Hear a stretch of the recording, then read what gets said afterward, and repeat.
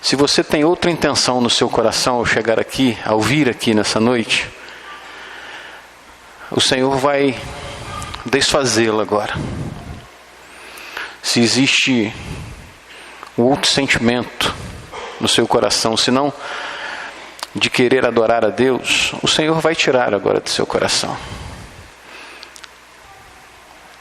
Agora, se você quer ouvir a palavra de Deus, Ele vai falar com você. Eu creio sim.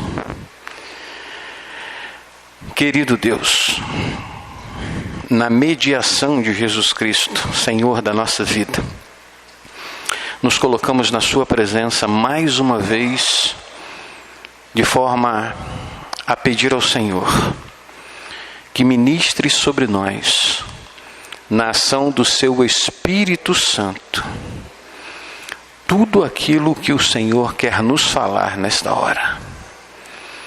Tire todos os impedimentos, Espírito Santo de Deus. Sejam eles carnais, sejam eles espirituais. Tire todos os impedimentos. Limpe as nossas mentes, para que estejamos inteiros na Sua presença, ouvindo tão somente a Sua voz. Não queremos ouvir nenhuma outra voz, senão a voz do Senhor. Portanto, Espírito Santo de Deus, fala-nos nesta hora. Em nome de Jesus. Amém. Abra sua Bíblia, meu irmão. Marcos. Evangelho de Marcos, capítulo 2, versos 13 e 14. Evangelho de Marcos, capítulo 2, versículos 13 e 14.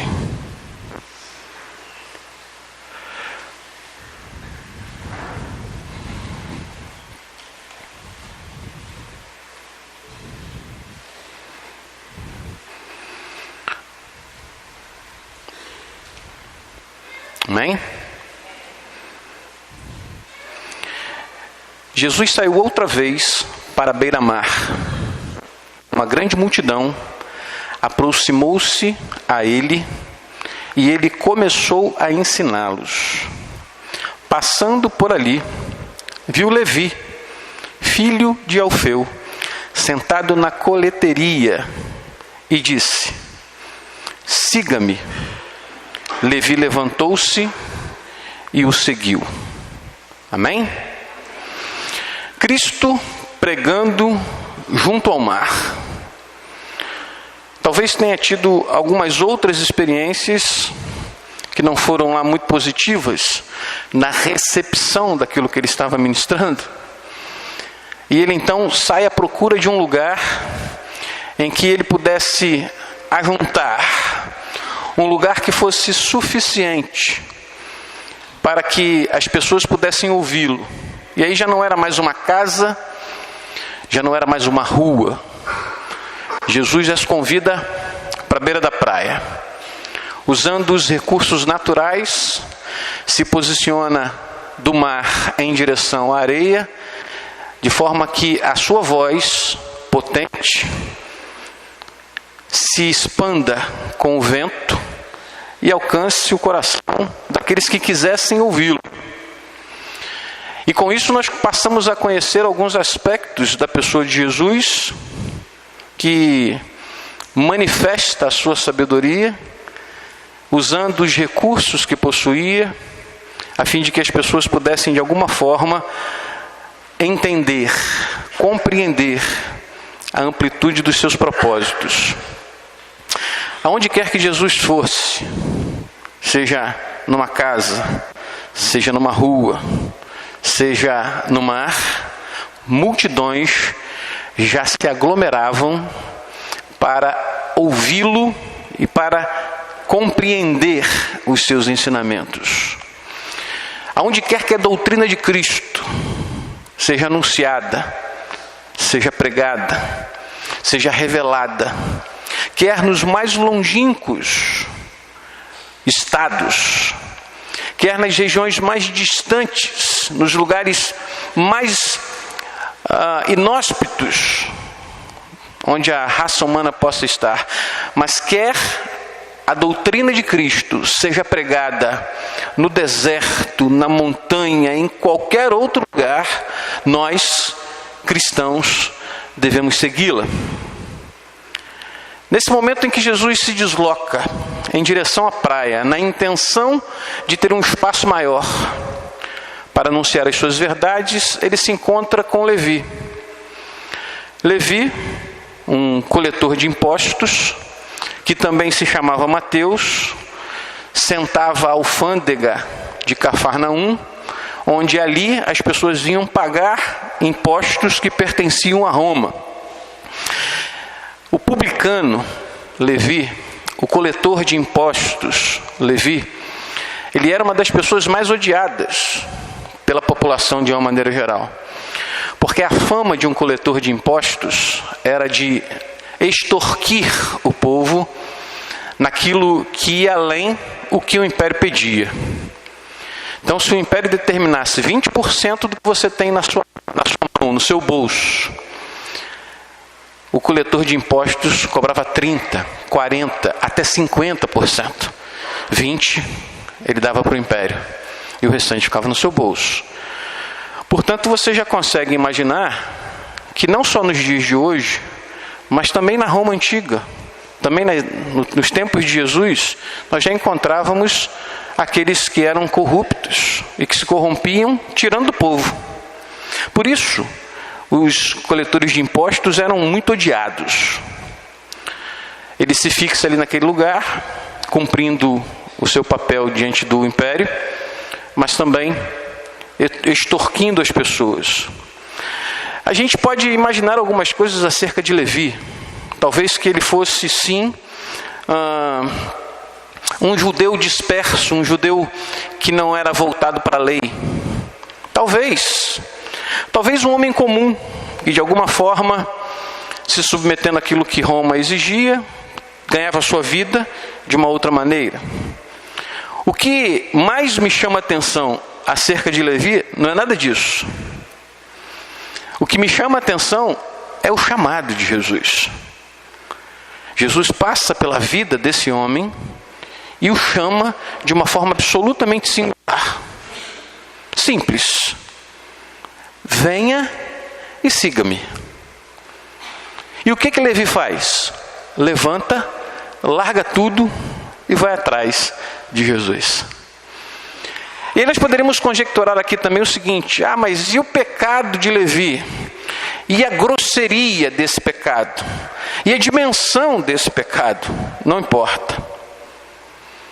Importa que aonde Cristo passa e convida, os pecados são completamente desfeitos. Aonde há uma manifestação clara da voz de Jesus e um convite no teor dessa voz, todos os pecados são desfeitos. Aquela pessoa é completamente purificada. E aí grandes pecados, a manifestação de coisas ruins que foram feitas, atitudes que denegriam a sua imagem, passam a não existir mais no âmbito celestial. Assim como o apóstolo Paulo viveu a mesma realidade, Mateus também o faz. E é Mateus, por exemplo, que vai escrever um dos mais ricos evangelhos. E quando falo ricos, falo em termos de conteúdo e de exposição de conhecimento. E é interessante pensar também que quanto mais a gente olhando num nível social, porque não existe a dimensão dos pecados, mas quanto maior a atitude do pecador, maior a glória do Senhor. Assim foi com Paulo, um perseguidor que é transformado, tem a sua vida modificada e vai se experimentar na relação com Cristo, na profundidade dessa relação, aquilo que nós conhecemos inclusive hoje como um dos principais conteúdos da palavra de Deus para a nossa informação. Normalmente Jesus, ele era procurado para curar as pessoas, mas em alguns momentos é Jesus quem vai em busca de algumas pessoas para curá-las. Ele é que vai encontrar essas pessoas. Ele é que vai cumprir um propósito específico que ele tem na vida daquelas pessoas. E talvez uma das realidades mais difíceis de se compreender. Porque no pecado, e naqueles que não buscam a Cristo porque estão no pecado, estes são os mais difíceis de compreenderem o que é a graça de Jesus. São estes que mais criam resistência porque eles não querem, em absoluta verdade, eles não querem se envolver com Jesus. E eu repito, tão impressionante quanto o convite de Jesus de forma específica na vida de Levi, é a resposta de Levi à pessoa de Jesus. Levantou-se e seguiu.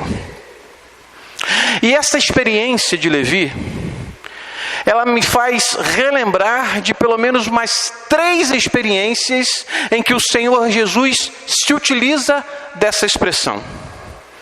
Siga-me. E é sobre essas 3 experiências que eu quero desenvolver essa nossa reflexão. Na importância, na relevância daquilo que a palavra do Senhor nos ensina. E a dimensão disso, meus queridos, é maior do que você possa imaginar.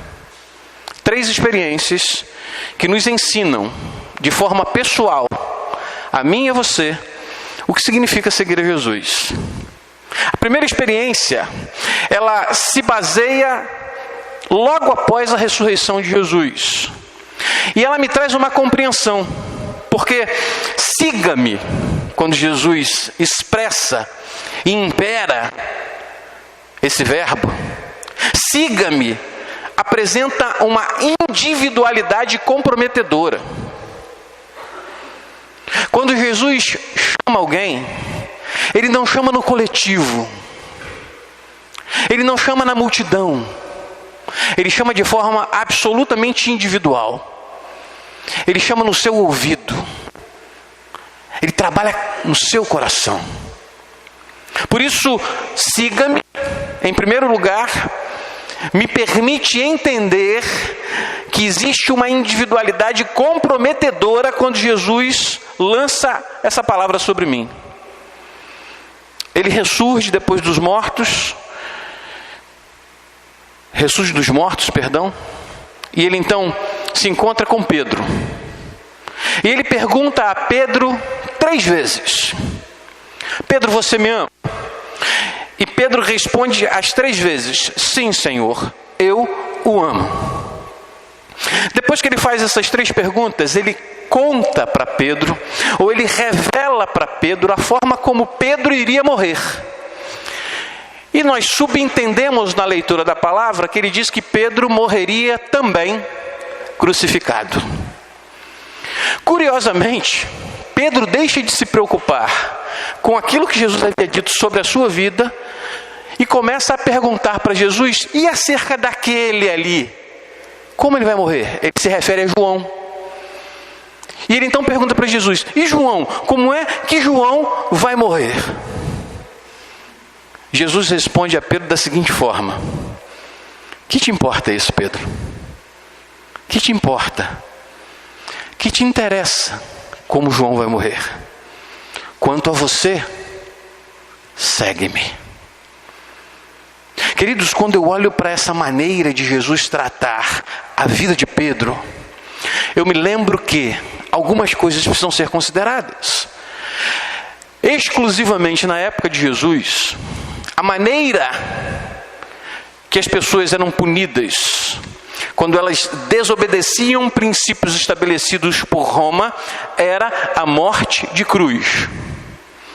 Elas eram executadas, como Jesus foi, e como tantos outros foram antes de Jesus, punidos e mortos pela crucificação. Mais do que isso, eles eram obrigados a carregarem a sua cruz, e não é a cruz inteira. A forma como eles carregavam a cruz era apenas o que era chamado de tribulum, que era aquele pedaço maior que seria encaixado ou pregado na estaca que já estava lá no Gólgota, por exemplo. Então o condenado carregava apenas aquela estaca maior que era chamada de tribulum. E ele então ia até o destino da sua própria morte. Quando Jesus diz para Pedro que ele morreria, por exemplo,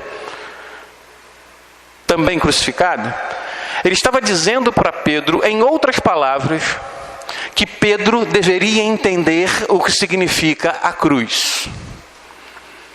Que Pedro deveria entender que seguir a Cristo implicava numa responsabilidade individual e comprometedora. E não era só para Pedro isso, era para todos os outros discípulos, exclusivamente nesse contexto para Pedro. Mas todos os discípulos daquela época e de hoje devem entender que Jesus nos faz um convite a nos relacionarmos com Ele de maneira absolutamente individual, primeiro, porque a minha relação com Ele me dá ingresso à família de Cristo. E a partir dessa individualidade eu vou viver a coletividade da família. E que eu preciso carregar a minha cruz diariamente. Ora, a cruz, na cabeça dos discípulos, tinha uma ideia única. Todos os discípulos entendiam o seguinte: olha, se eu me comprometo com Jesus, vou morrer da mesma forma que Ele. A ideia era uma morte física e não uma morte espiritual. Daí quando você encontra um texto que é mais amplo e que diz que todo aquele que quer seguir a Cristo deve negar-se a si mesmo, tomar a sua cruz diariamente e segui-lo, nós precisamos compreender que essa morte ela é diária. Exatamente isso que Jesus desafiava a Pedro. Eu, individualmente, me comprometo diariamente a mortificar a minha carne em detrimento do Espírito do Senhor que está em mim. E vivendo essa mortificação diária, que traz a eliminação, ou pelo menos busca a eliminação dos prazeres e daquilo que pode gerar pecado na minha vida, me dá a sensação de que todos os dias, ao acordar, eu preciso pegar o meu tribulum e começar a caminhar até chegar no meu Gólgota e entregar tudo o que me limita na minha relação com o Senhor. Mais do que isso, ninguém, absolutamente ninguém, pode fazer isso por mim. Seu pai não pode, sua mãe não pode. Graças a Deus, o seu pastor também não pode. É uma responsabilidade absolutamente individual. Esse comprometimento empreende sobre a sua vida a individualidade humana. Ninguém pode seguir a Cristo por mim, ninguém pode tomar a minha cruz e ninguém pode morrer por mim. Evangelho de Mateus, capítulo 7, versos 13 e 14, revela um dos textos mais conhecidos pela humanidade. Lá o texto vai dizer que existem dois caminhos. O texto diz assim: existe um caminho de porta larga e um caminho amplo que conduz à perdição, e um de porta estreita e caminho apertado que conduz à salvação. A porta estreita e o caminho apertado evidenciam a passagem de uma única pessoa por vez, sem levar absolutamente nada. Por isso que é apertado, por isso que é estreito. Você não tem como levar ninguém. Só você pode passar sem levar absolutamente nada, a não ser a sua rendição. Um teólogo muito conhecido chamado A.W. Tozer, ele conta a história de um crente novo fazendo uma pergunta para um crente mais antigo. E esse crente novo pergunta o seguinte para o crente mais antigo: meu irmão, o que significa estar crucificado? E esse irmão responde o seguinte: estar crucificado, primeiro, diz que aquele que está crucificado tem os olhos sempre voltados para uma mesma direção. Lembre-se de Cristo na cruz. Os olhos de Jesus só iam numa direção. Ele não conseguia mexer a cabeça. Os olhos estão exclusivamente voltados para uma direção.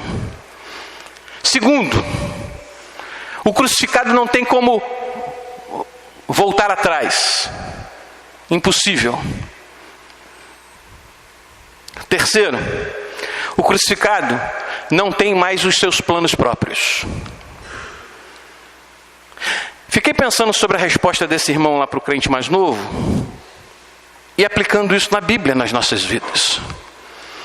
Quando eu crucifico a minha vida, os meus olhos ficam exclusivamente voltados para Cristo, autor e consumador da minha fé, diz o autor de Hebreus.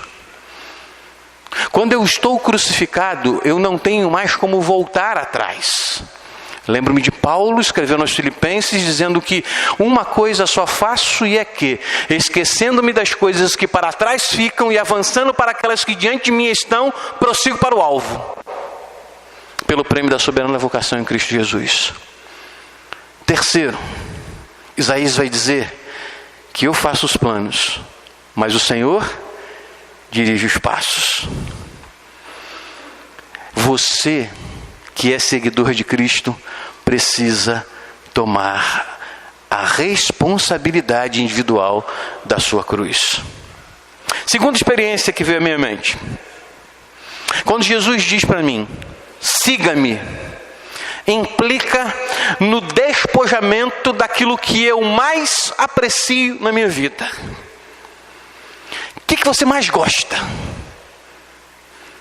O que você tem mais prazer na sua vida? Seja lá o que for. Seja o que for. Da sua família ao seu emprego. Seja o que for. Seguir a Cristo implica no despojamento. Ou seja, eu preciso me livrar disso. Olha que peso que vem sobre os nossos ombros a partir desse momento. Seguir a Cristo implica no despojamento do que me é mais importante. Você vai entender isso. Tem a experiência de um homem em Lucas, capítulo 18, versos 18 a 30, que explica um pouquinho isso. Esse homem, segundo o que a palavra de Deus diz, ele recebe um convite pessoal de Jesus. E é um homem absolutamente respeitado no seu meio. Talvez ele possuísse 3 coisas que todo ser humano gostaria de ter: juventude, riqueza e poder. Esse homem tinha as 3 coisas: juventude, riqueza e poder. O texto fala que ele era rico, fala que ele era jovem e fala que ele exercia autoridade em um determinado reino. Mas havia algo muito maior a respeito daquele homem que ele já havia absorvido. Ele já conhecia as coisas acerca de Jesus. Já tinha ouvido algumas instruções acerca do Mestre. Ele ouviu acerca de Jesus, gostou do que ouviu e foi em busca do que Jesus poderia fazer na sua vida. E essa virtude desse homem, ela se destaca porque a maioria dos homens ricos daquela época desprezavam a Jesus ou qualquer outro que se posicionasse da forma como Jesus se posicionava. E a Bíblia diz assim: enquanto Jesus saía, chegou correndo certo homem e se pôs de joelhos diante dele, perguntando-lhe: bom mestre, que tenho que fazer para herdar a vida eterna? Pela maneira como ele se aproxima de Jesus, e uma das coisas mais fascinantes no texto, diz para mim que Jesus amou aquele jovem.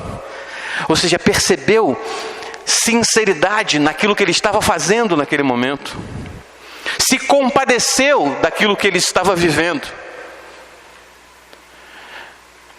E aí, ele toma atitudes que nenhum outro homem tinha tomado até então na posição dele. Ele vai em busca de Jesus, ele se ajoelha diante de Jesus e ele pede que Jesus resolva uma questão que está ardendo no seu coração. É quando Jesus olha para ele e sente amor por ele. Ele age com humildade. Jesus então diz para esse homem que Deus, o Pai, já havia dito, já havia revelado, já havia dado todas as informações a respeito de como se ganha a vida eterna. E aí Jesus chamou a atenção para as Escrituras. Jesus chamou a atenção para a lei mosaica. E ele disse: Senhor, tudo isso eu tenho observado desde a minha meninice. Jesus disse para ele o seguinte: muito bem, de fato você tem feito isso. Então agora faz o seguinte: vai, vende tudo o que você tem, dá aos pobres, e então você vai ter um tesouro no céu. E a palavra de Deus diz que aquele homem foi embora muito triste. Primeiro eu preciso esclarecer para você o seguinte: Jesus não está dizendo que só os pobres é que vão herdar os céus. Nada disso. Jesus tinha uma dimensão muito maior naquilo que ele estava revelando àquele homem. Ele estava dizendo o seguinte: você tem um apego exagerado às coisas que você possui. Você está agarrado exageradamente àquilo que você tem. Se você não se desapegar, se você não se despojar disso, você nunca vai ter uma relação verdadeira com Cristo. Meus queridos, existem centenas de milhares de pessoas que vivem em nossas igrejas e que estão apegadas ao mundo, porque elas acham que o mundo vai suprir alguma necessidade delas. Existem centenas de milhares de crentes que nasceram nas igrejas, mas que se iludem com aquilo que o mundo pode oferecer, se apegam a essas coisas do mundo e acreditam que isso vai resolver os seus problemas. É como se elas tivessem conhecimento do que é verdadeiro, mas não se conformam com aquilo que é verdadeiro e vão atrás de mentiras. O maior exemplo disso é o filho pródigo, que vai e come até lavagem para depois entender que na casa do pai havia abundância de pão. Mas cada um tem a sua experiência. Por isso que eu falei no princípio de que existe uma individualidade na responsabilidade de cada um. É comprometedora. Existem pessoas que elas não conseguem compreender, não aceitam, não entendem por quê? Porque elas ainda não se renderam. O coração daquele homem estava completamente dominado pelos prazeres do mundo, pelas riquezas do mundo.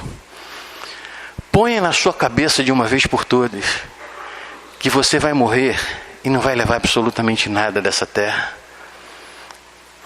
Nada. Por que comprometer a sua relação com Deus por conta disso? Tem um hino do cantor cristão, hino 396, Cegueira e Vista. Ele diz: ó, com cego andei, perdido vaguei, longe, longe do meu Salvador, que da glória desceu, o seu sangue verteu para salvar o mais pobre pecador. A segunda estrofe desse hino diz assim: eu ouvia falar dessa graça sem par, que do céu trouxe o nosso Jesus, mas eu surdo me fiz, converter-me não quis ao Senhor que por mim morreu na cruz. Dá para você entender que quando o Senhor faz um convite, e essa maneira dele exercer esse convite passa especificamente pela necessidade de despojamento? O que prende você? O que trava você? Além de tudo, tem o orgulho, que diz que quando o pastor convida, o pregador convida, um outro crente convida ou é exortado, você fala assim: tá nem aí, tá falando comigo, isso não é comigo, eu sei bem o que eu estou fazendo. Sabe nada, você está cegado. Como eu falei na quarta-feira, uma das ferramentas do diabo é cegar um indivíduo de maneira que ele não enxerga mais as coisas de Deus. E ele desafia Deus. Como diz o cantor: mas eu surdo me fiz, converter-me não quis ao Senhor que por mim morreu na cruz. Há uma necessidade, e aí Quando a gente começa a falar em batalha espiritual, a gente entende o que é isso. Essa semana, a turma que fez jejum, aí nos últimos 2 meses, vai ser desafiada, porque nós vamos começar a focar em outras coisas, irmãos. Como a gente fala de batalha espiritual, a gente vai começar a focar em outras coisas também. Tem pessoas que sentam na igreja e não estão nem aí para a igreja. Ouvem o culto, mas não sabem o que foi dito no culto. Brincam na hora da mensagem. Começam a se dispersar na hora da mensagem. Falam no celular, contam história, ouvem piadas no culto, irmãos. E daqui eu vejo tudo. São pessoas indolentes. Você sabe o que é indolência? Aquela pessoa que não sente dor, que brinca com a verdade, que não aceita ser exortada e que vai para o inferno, porque ainda não se rendeu a Cristo. Sabe por quê? Porque surda se fez, converter-se não quer. É isso que acontece. Mas faz parte do processo. Terceira experiência. Tem um texto de Mateus 16, verso 24, que é também um dos textos mais conhecidos, e que diz assim: se alguém quiser vir após mim, negue-se a si mesmo, tome a sua cruz e siga-me. 3 experiências. A de Pedro, a do homem que possuía muitos bens, e agora uma que Jesus transmite aos seus discípulos de forma mais abrangente e coletiva. Deixa eu dissecar esse texto aqui para você, em alguns aspectos que são importantes, antes da gente fazer as considerações dele. Se alguém, começa com essa expressão, se alguém, a forma como esse texto se revela na maneira como Jesus se utiliza da palavra, é um convite a qualquer um que deseja se engajar, que deseja seguir, que deseja hastear a bandeira do cristianismo. Ou seja, o convite é amplo, não é restrito. Se alguém quiser vir, que venha. E aí vem, se alguém quer.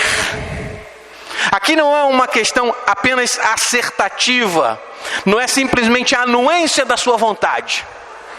Aqui é o desejo de se comprometer por completo, com uma resolução determinada. É como se você assinasse um contrato: vou seguir a Cristo. É um desejo seu. Se alguém quer vir após mim, significa um indivíduo que vai atrás do mestre, o aluno que segue o professor, o soldado que vai atrás do seu capitão. É exatamente isso. Pisar onde Jesus pisou. Isso significa vir após mim. Negar é uma das expressões mais assustadoras, porque a pessoa fala assim: mas eu vou negar a minha existência, eu vou negar a minha personalidade. Não, o que Jesus está dizendo é o seguinte: negar aqui é negar a sua vida pecaminosa, é negar a sua natureza corrompida, é negar aquilo que o afasta de Deus. Isso é negar de forma absolutamente a sua natureza, a natureza que o corrompeu e que o afastou do Senhor. Isso que ele diz: negue essa natureza. Tomar a cruz, ou tome, dentro do contexto aqui, tomar a cruz significa que você não deve ser apenas alguém passivo em carregar, em suportar, ou até em identificar determinadas cruzes que você diz que carrega, que não tem nada a ver com isso. Aqui é o comprometimento voluntário e ativo, é diário, como eu disse. São atitudes diárias que você tem que viver. A sua cruz, que é desprezada pelo mundo, que é odiada pela sua carne, mas que é evidência que o identifica como cristão. A cruz vazia, que o identifica como cristão, é o símbolo do cristianismo. Não é aquela cruz que tem Jesus crucificado, não. Aquilo não tem absolutamente nenhuma ligação com o cristão verdadeiro.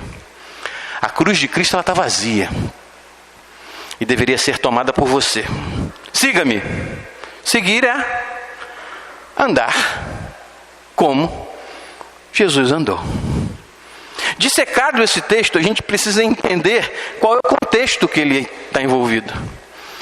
Jesus se aproxima dos discípulos e apresenta para eles pela primeira vez o que vai acontecer com ele. Jesus diz que vai morrer, e vai morrer, como Paulo vai revelar mais tarde, morte de cruz. Pedro, admirado com o que Jesus está dizendo, fala: Senhor, por favor, tem compaixão de ti mesmo. Essas palavras de Pedro, elas revelam a mentalidade egocêntrica do ser humano. É lógico que Pedro, aliás, nem era Pedro que estava falando. Não era. Segundo o que o texto vai dizer, Jesus vai repreender Satanás que usa Pedro. E o texto diz isso. Cristo discerniu esse conselho de Pedro como uma ação de Satanás. Mas ela, na verdade, reverencia a ideia de salvar a ti mesmo, de santificar-te a ti mesmo. Enquanto Jesus diz que você deve buscá-lo e sim, de verdade, procurá-lo para se render.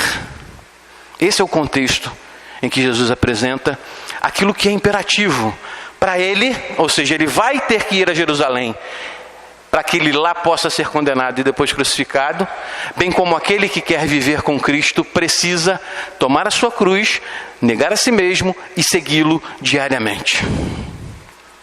Caminho para o final. O que é um cristão? Então, um cristão é aquele que está arrolado à membresia de uma igreja? Não. É aquele que confessa um credo ortodoxo, ou seja, ele diz que crê em determinadas coisas que a Bíblia afirma? Também não é.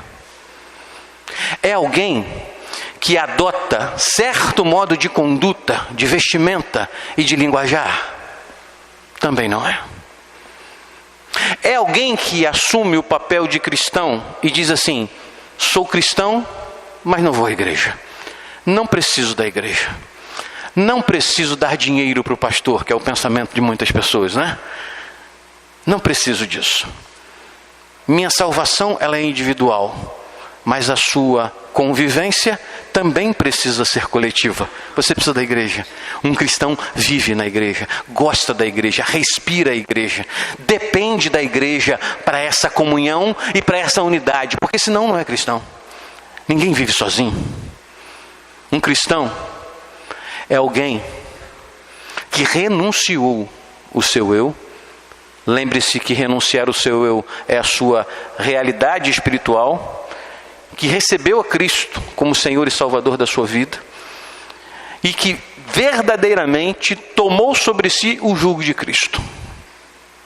Ou seja, entendeu que estar com Cristo e viver com Cristo é seguir diariamente, mortificando a sua natureza terrena e pisando aonde Jesus pisou. É de verdade segui-lo literalmente. Não existe a possibilidade de você dizer que pertence a Cristo se você não vive ou não busca viver como Cristo viveu. Por isso que o convite que Jesus fez a Levi continua se estendendo a cada um de nós, de forma que a gente consiga compreender, e não é de hoje, tantos outros pregadores antes de mim e tantos outros que virão após, aqui ou em qualquer outro lugar, continuam fazendo o mesmo convite. A igreja não é um clube social, a igreja não é um lugar de encontro, a igreja não é um lugar onde eu vou desfrutar dos prazeres que ela pode me oferecer. A igreja é a reunião e a composição do corpo de Cristo que o tem como cabeça e que me permite dele fazer parte e produzir para o reino de Deus através dele. A partir daí, de fato, eu sou um cristão. Porque esse cristianismo revela para nós tudo o que Jesus quer de cada um de nós, individualmente e ao mesmo tempo coletivamente. Concluo usando as palavras de um teólogo alemão, um dos lutadores e um dos homens mais perseguidos da Alemanha de Hitler, da Alemanha nazista, Dietrich Bonhoeffer. Ele diz o seguinte: quando Cristo chama um homem, ele o convida para vir e morrer. Quando Cristo chama um homem, ele o convida para vir e morrer. A minha pergunta é: será que eu estou disposto a morrer para seguir a Cristo? Porque ele continua dizendo: vem e segue-me. Vem e morra. Morrendo, você vai ter vida. Feche seus olhos e ore ao Senhor, por favor.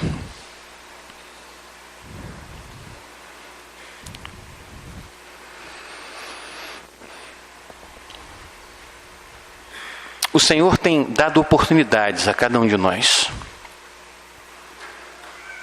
O Senhor tem nos chamado de forma muito particular. Eu quero deixar uma coisa muito clara para você. Todas as vezes que eu faço um convite para que você se renda a Cristo, não é para que você se torne membro dessa igreja, não. Isso é consequência. Eu quero que isso fique bem claro para você. Isso é consequência. Ser membro dessa igreja ou de qualquer outra é consequência da sua rendição a Cristo. Quando eu faço um convite para você, é para que você se renda a Cristo. E que você viva a dimensão do que é segui-lo. Seja onde for que o Senhor quiser colocá-lo. Se você quiser ficar aqui, eu vou ficar muito feliz. Mas a minha felicidade é maior em saber que você está com Cristo a despeito de qualquer coisa. Por isso, tire do seu coração qualquer possibilidade de, quando eu fizer um convite para que você possa tomar uma posição, seja exclusivamente para você se tornar membro dessa igreja. Não é. Não é. O meu convite é para que você se renda a Cristo. Em se rendendo a Cristo, Ele vai dar direção para a sua vida e para aquilo que você precisa fazer. Nessa noite, o Senhor está nos dando uma nova oportunidade. Para que você conserte a sua vida, para que você ponha em prática o que você ouviu aqui nessa noite, para que você o siga. Mas eu quero deixar bem claro para você que seguir a Cristo significa morrer. Morrer para os seus desejos, morrer para a sua vontade, morrer para a sua carne, morrer para os prazeres do mundo, morrer para a sua contaminação com o pecado. Isso é seguir a Cristo. Eu não vou pedir para que você venha aqui na frente, para que você fique em pé. Não, nada disso. Eu vou pedir para que você se deixe ministrar em complemento a essa palavra com essa canção. Essa que você vai ouvir em seguida. E depois eu quero orar pela sua vida. Apenas isso. E aí é com você e com Deus. É com você e com Deus. Receba essa canção, eu não quero que você cante. Eu quero que você deixe ela como complemento no seu coração daquilo que o Senhor já falou a você até esse momento.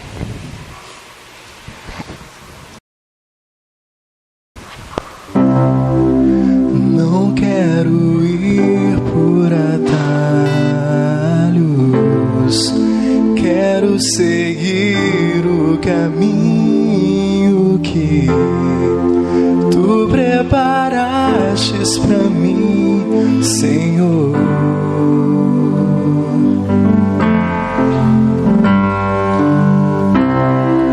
Quero agradar o Teu coração, Te obedecer é sempre o melhor. Não quero ter Tuas bênçãos sem antes passar pela cruz. Eu vou passar pela cruz, me quebrantar, vou passar pela cruz, me arrepender, vou passar pela cruz, que ainda está manchada de sangue.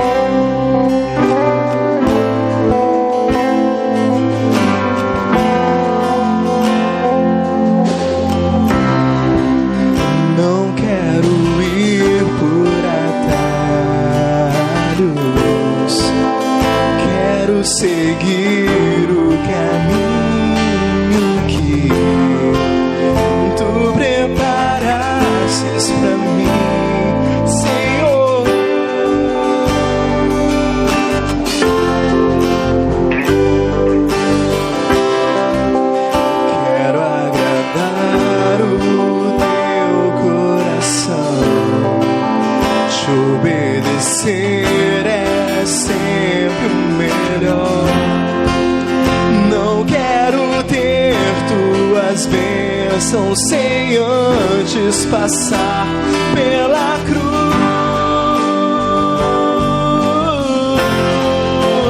Eu vou passar pela cruz e me quebrantar.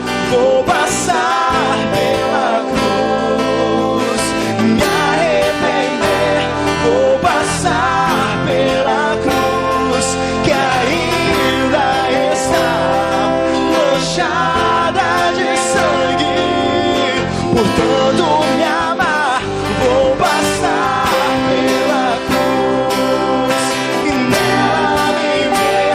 Vou passar pela cruz e erguer um altar onde a oferta sou eu. Crucifico meu eu, te agradeço a Jesus. Fui comprado na cruz, gerado na cruz, redimido na cruz, restaurado na cruz. Eu vou passar pela cruz, me quebrantar. Vou passar pela cruz, me arrepender. Vou passar pela cruz, que ainda está manchada de sangue. Portanto me amar, vou passar pela cruz, nela viver. Vou passar pela cruz, erguer o altar onde a oferta sou eu. Crucifico meu eu, te agradeço a Jesus pela cruz. Agora sim, o ministério vai cantar lá no início de novo. E se você quer passar pela cruz, naquilo que Deus está tratando com você, você vai ficar em pé e vai cantar nessa hora.